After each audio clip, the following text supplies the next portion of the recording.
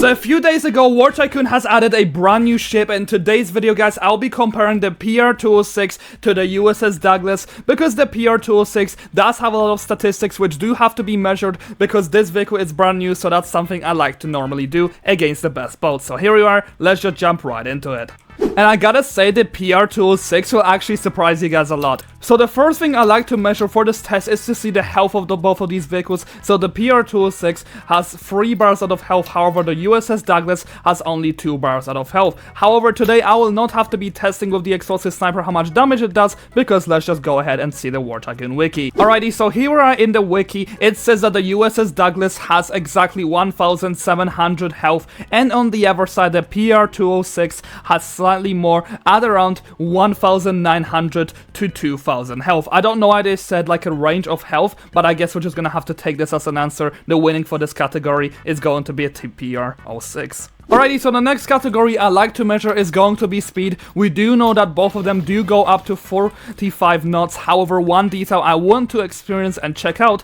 is the fact, is the PR-206 gonna have better acceleration rate than what the Douglas has to offer? So the acceleration rate, I'm gonna be completely honest, is actually incredibly slow until it goes to 45 knots. But that's something we can expect from ships. Anyway, let's see the USS Douglas. Alrighty, so since the ship is bigger and it does have slightly weaker engines according to a different wiki, which I was actually going through a recent time ago, checking out the IRL versions of these ships, the USS Douglas should have a slightly worse acceleration rate, but let's go ahead and actually see if this is true. So it's actually going a slightly same speed to what we had for the PR-06. I don't think there's a difference in the acceleration in the game. Alrighty, so the next statistic we will be testing is to see how much both of these vehicles actually do to shields, and I'm really interested in this test because I have heard from people that the PR-206 in fact does shred shields, because one torpedo does exactly 1,000 damage. So let's go ahead and actually see if this is true. Let me just aim this perfectly so I can begin the fire. Alright, let's just slow this down a little bit, and here we have it. Let's aim the torpedoes right here. So this is torpedo number 1, number 2, number 3, and number 4.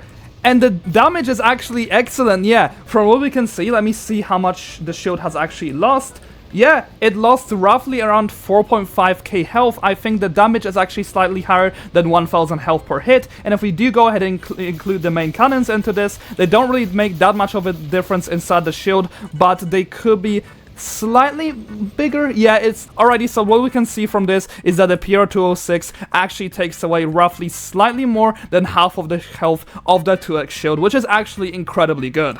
Alrighty, but let's now go ahead and have a look at the USS Douglas. I'm also really interested how good this is gonna be against shields. So let me actually just get slightly further back so I can actually aim the missiles. So I'm gonna start beginning to fire the cannon over here, just to start this test really quickly. Alright, I don't see that much of a difference from one individual shot. However, after all of this, the shield might actually get broken.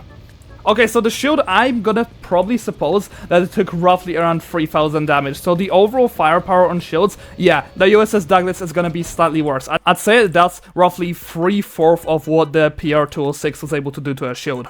So in this category, I'm pretty much testing the USS Douglas's anti-bolt capabilities to see how much one round of the main cannon is going to be doing for the PGO-2, which has exactly 1,700 health. So after I already fired everything, let's go ahead and have a look how much the PGO-2 is left with. So as we can see over here, the PGO-2 is left with 50% health. So now I'm doing exactly the same thing, but with the missiles, I'm going to be firing both of them at the PGO-2, and let's go ahead and see how much health it had lost. Okay, so surprisingly, the missile damage is actually really weak because they only lost 25%. But I think the reason being for this is the fact that maybe these missiles are just not designed for actually killing boats, but they are designed for different purposes, like let's say anti-vehicle or maybe anti-air and etc. It could really be depending on why that damage was so low to the ship.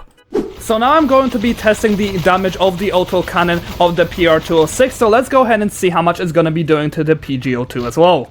So the damage it was able to do is 45% from the autocannon.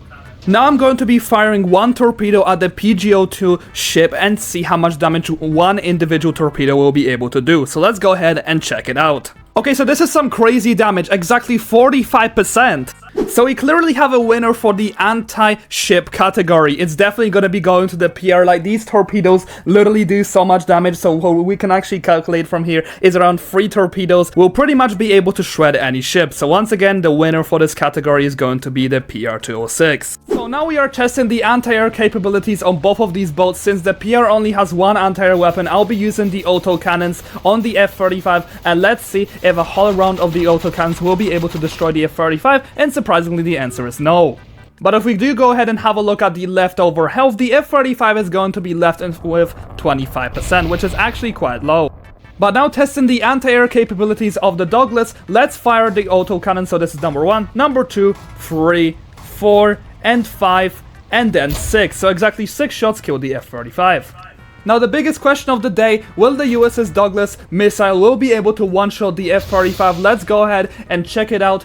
And is it able to actually one-shot it? No, it does tank it. So it's actually incredibly difficult to decide who is going to be the winner of the anti-air category, but I personally think that Douglas is going to be better, since the fact that, first of all, it is able to one-shot most planes in the game except for the F-35. However, the Douglas's main cannon is actually incredibly weak, and it also is incredibly hard to actually aim it. So I wouldn't recommend it for that. The PR only really has the autocannons, which could be reasonably okay, but it's just not really that good at aiming up.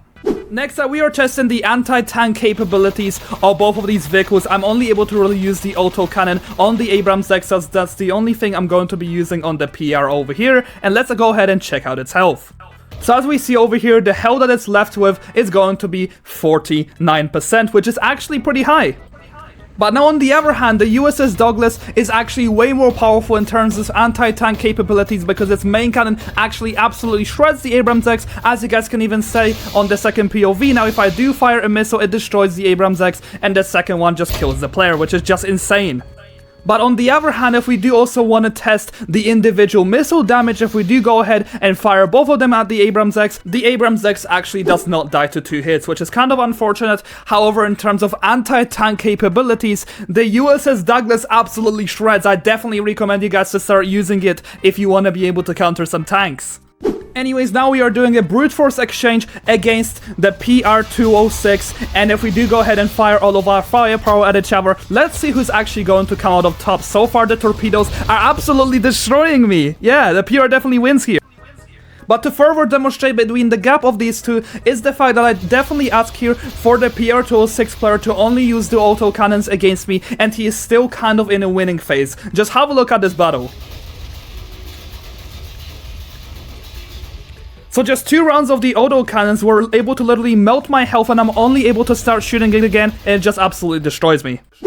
So this test was a perfect example on who's better at what. So personally, I believe in terms of anti-air capabilities, they are somewhat equal, but the Douglas could be slightly better in terms of the missiles. In terms of anti-tank combat, the Douglas easily wins. However, in terms of boat combat, the freaking PR-206 literally destroys anything in its path. Do not want to 1v1 this thing, you guys. You guys would have to play it really smart if you want to win the fight. Anyway, that is all I have for you guys in today's video. Let me know in the comment section down below what you think about the PR-206. And thank you so much for watching, and thank you so much to all my channel members.